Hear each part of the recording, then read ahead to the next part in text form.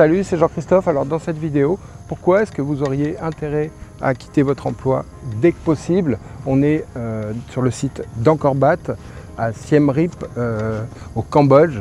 Et dans cette vidéo, je vous explique un petit peu particulière pourquoi moi, je viens de dire terminer à mon emploi de prof d'art appliqué. Ça fait 15 ans que je suis prof et ça y est, j'ai définitivement quitté la fonction publique. Alors, c'est une situation qui est quand même très lourde de conséquences, surtout pour un investisseur immobilier où le but, bien sûr, c'est d'avoir le sacro-saint CDI pour pouvoir emprunter.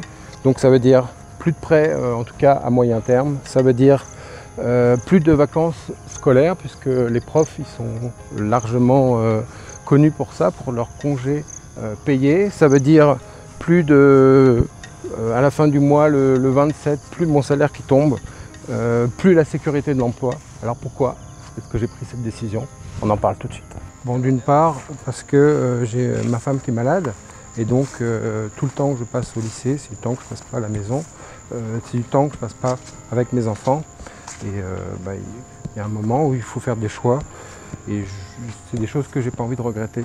Plus tard, j'ai déjà été pas mal occupé, donc si je peux consacrer un peu plus de temps à ma famille, je pense que plus tard, je ne le regretterai pas. Ça, c'est la première chose. La deuxième chose, c'est que, vous voyez, les voyages, c'est quand même quelque chose de fabuleux. Se retrouver dans des endroits comme ça. Et ça, eh bien, l'indépendance financière, la liberté, c'est quelque chose qui n'a pas de prix. Quand on est prof, on peut partir que pendant les congés scolaires. On a une certaine liberté et en même temps, on ne fait pas ce qu'on veut. Et donc, là, ça va m'ouvrir des portes. Ça va me permettre de visiter, de découvrir des lieux assez extraordinaires.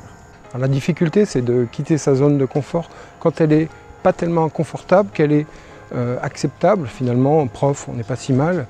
On se dit, on sait ce qu'on perd, on ne sait pas ce qu'on gagne. Et donc, c'est d'autant plus difficile de passer à l'action quand la situation est acceptable. Vous connaissez certainement la loi de Pareto, 80% de ce qu'on fait nous ramène 20% des bénéfices et inversement, 20% de ce qu'on fait ramène 80% des bénéfices. Et mon travail d'enseignant, eh bien, c'est 80% de mon temps. Alors pour acquérir cette liberté financière, j'ai mis des choses en place, notamment l'achat d'immeubles de rapport. Donc ces immeubles, ils m'ont demandé de passer à l'action.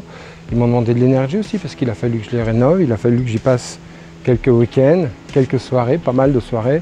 Mais ça finit par donner des résultats. Il faut pas espérer avoir tous les résultats le premier jour, comme le blog que j'ai mis en place pendant 3 ans, j'avais quasiment aucun résultat, donc il a fallu persévérer, notamment le midi, pendant que mes collègues déjeunaient à la cantine. Moi, j'étais dans ma salle de classe à avancer sur le blog, collègues d'ailleurs avec qui j'étais parfois un petit peu en décalage, parce que on n'avait pas forcément la même façon de voir l'avenir, la même façon de penser. Donc il a fallu pas mal d'énergie, mettre des choses en place depuis un petit moment pour que ça commence, quelques années après, à apporter ses fruits. Le blog, par exemple, la première ou la deuxième année, j'ai fait une formation chez moi avec un seul client. Donc comme il n'y a qu'une personne qui a répondu présente à l'appel, j'avais des figurants, j'avais des amis, j'avais de la famille qui sont venus assister à cette formation. C'était compliqué parce que j'avais même pas la salle pour la faire, donc il a fallu que je rénove aujourd'hui ce qui est mon salon pour faire ma salle de classe, ma salle de formation. Il a fallu que je fabrique une formation de A à Z juste pour une personne, mais je l'ai fait. Certains auraient annulé, je l'ai fait, je ne regrette pas de l'avoir fait parce que aujourd'hui ça amène des résultats. Alors pourtant au début c'était pas gagné, je suis parti sans mon diplôme d'architecte d'intérieur. J'ai abandonné 3 mois avant l'examen et récemment j'ai accompagné des architectes d'intérieur et j'ai des clients qui ont laissé tomber leurs architectes parce qu'ils préféraient ma vision des choses. Le premier bien que j'ai acheté, j'ai eu un procès pour malfaçon.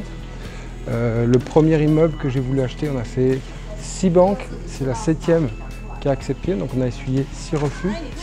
Au début, lorsque j'assistais à un conseil de classe, je devenais tout rouge parce que j'étais timide. Récemment, j'ai participé à un séminaire devant 300 personnes. Alors voilà, cette vidéo, elle est faite pour vous inspirer, pour vous donner l'envie, pour vous montrer que c'est possible, que tout le monde est capable, il faut se donner les moyens. Dites-vous une chose, c'est que demandez-vous si vous êtes en train de vivre la vie dont vous rêvez. Demandez-vous si le métier que vous faites, vous le feriez si vous n'étiez pas payé. Moi, j'aimerais qu'à la fin de ma vie, tous mes rêves, ce soit plus que des souvenirs, parce qu'un rêve, c'est fait pour être vécu. Voilà, j'espère que cette vidéo vous a plu. Ne laissez jamais dire personne que vous n'êtes pas capable, et puis passez à l'action. Allez, salut, c'était Jean-Christophe du blog ImoActif et revenuspassifs.com. Ciao. Ah ouais, j'oubliais, si vous avez aimé cette vidéo, un petit pouce bleu, et puis vous pouvez la partager. Ciao. Alors vous avez déjà réfléchi où vous irez quand vous serez financièrement libre ?